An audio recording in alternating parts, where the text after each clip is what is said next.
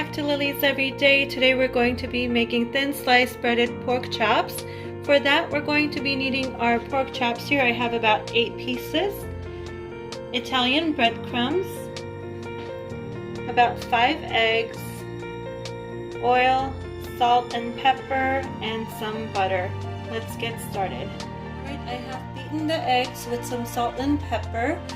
Just for taste, and then what I'm going to do is take the pork, and each pork gets a nice seasoning of salt and pepper on both sides.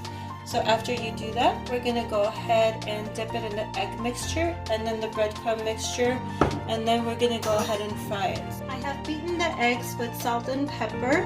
Now I have salted and peppered the porks on both sides.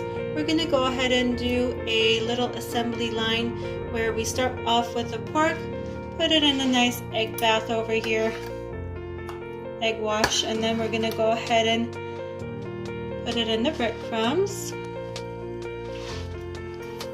on both sides. Then we're going to shake off the excess, get the pan hot with some drizzle of oil and butter. We'll be right back to fry it. Chops have been breaded, and we have it in the hot skillet with the oil and the butter, and once it is golden brown on one side, we're going to go ahead and flip it over. At this point, it is best to have a plate with some paper towels in it so you can go ahead and splotch the excess oil off. This is the nice golden brown color we are looking for to achieve on both sides.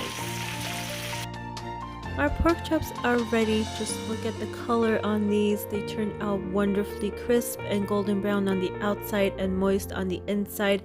This meal literally came together in 20 minutes time. I hope you guys try this recipe at home, and if you do, comment down below. Don't forget to subscribe and hit the notification bell if you haven't already. Thank you all so much for watching, and you take care. See you soon.